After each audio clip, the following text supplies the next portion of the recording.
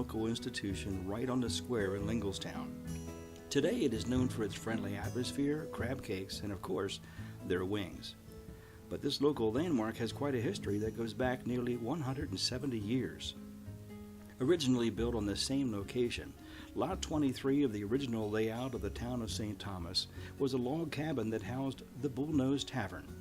This log cabin was built sometime before 1845 and was torn down in 1858 by Nathan and Lydia Lichtenwalter. The Lichtenwalters rebuilt the hotel as a two-story building and called it the Franklin House. Elijah and Priscilla Ammon bought the hotel in 1859, and it is believed that that is when it was renamed the Eagle Hotel. Around 1887, a third story was added to accommodate a meeting hall for the Odd Fellows Lodge, a charitable fraternal organization. According to Dr. Harry Rhine, whose family owned the Eagle at the turn of the 20th century, there were originally two separate rooms on that third floor called tramp rooms. Whenever tramps would come around to the hotel, Rhine's parents allowed them to stay in those rooms. The public did not know at that time those rooms existed. There was another secret room in the hotel back then, a card room, where the men of Linglestown would sneak in to play cards at a time when that was not acceptable. The Eagle Hotel has been a gathering place for generations. Back in the 1880s and 1890s, it was common in the winter for groups of friends to load into large sleighs and take rides to enjoy the beauty of the season. It didn't take long for the people of Harrisburg to realize a trip by horse-drawn sleigh to Linglestown was the perfect distance to ride in the cold, snow-filled afternoons. It became an annual tradition to stop at the Eagle, enjoy a warm meal, music, dancing, and games before returning to the capital city. Both Democrat and Republican committees met regularly at the Eagle to rally followers and offer debates. Church groups and business organizations from as far away as Steelton would use the Eagle for meetings. During the summer months, people would gather on the front porch to talk, and young men would drive their horse teams into town to show off to the young women on the porch. In 1910, the Eagle's owner, Michael Farling, decided to settle a bar discussion by holding a free-for-all horse race over half a mile of Linglestown Road.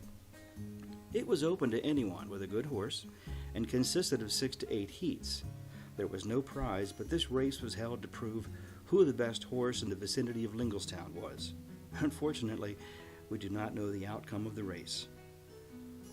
It was at the Eagle Hotel on September 9th, 1919, that a meeting of Linglestown citizens decided to erect a memorial in the square, honoring the local men who served in World War I. During the first 20 years of the 20th century, cattle and hog public sales were held at the Eagle. Hundreds of cows, hogs, and bulls are brought to the square and auctioned off in the hotel. Dr. Ryan remembers these sales as big events. People came from all over and made a day of it, filling the restaurant. Prohibition caused financial problems for the Eagle, and its owner at the time, Marie Gropner, and in December of 1924, the hotel's furnishings were auctioned off. The Eagle was able to remain in business, though, because it was also the site for appeals for local tax assessments. In the early 1930s, Earl Farling and his wife Anne took over proprietorship. Anne, better known as Mom to everyone who knew her, took over the cooking, and the Eagle became popular for her old Dutch meals. Their ads in the paper boasted chicken corn soup, chicken and waffles, crab cake, spaghetti, and seafood. The Eagle was a popular place on Saturday nights for music and dancing, both square and modern. The Farleys brought in all varieties of live musicians to entertain, fiddlers, orchestras, a German band, and even a hillbilly band. As late as the 1940s, women were not allowed at the bar in the Eagle. There was a separate entrance on the back porch, with a pink neon sign hanging above it, where women entered and were seated at tables away from the bar room. In October of 1968, Al and Laverne Yanks purchased the Eagle Hotel.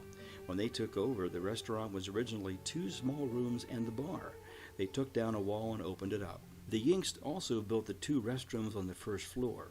Before that, the only restrooms had been upstairs, and they had been told that in order to get their liquor license, they had to have the restrooms in the restaurant.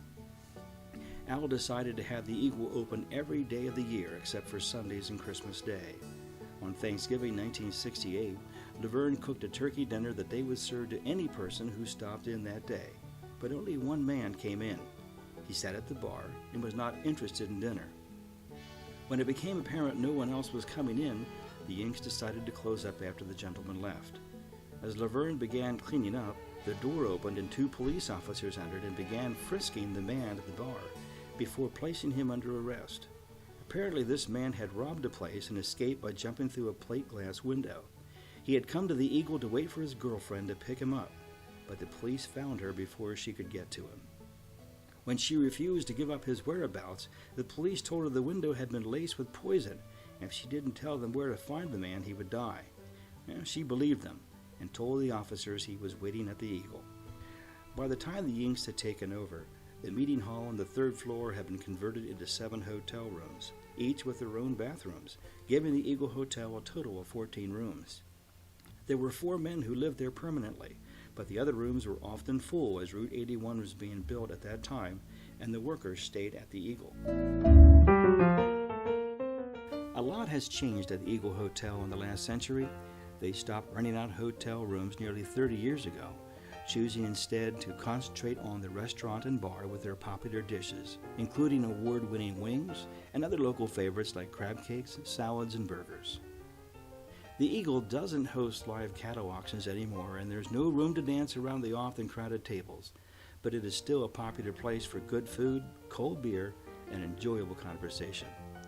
To quote T's Travels, a food blog that specializes in finding local eateries, what surprised me at first, but really makes this a neighborhood bar, is that people strike up conversations with strangers all the time, chatting about food or politics or the weather or sports. In the Eagle, you're not alone unless you want to be.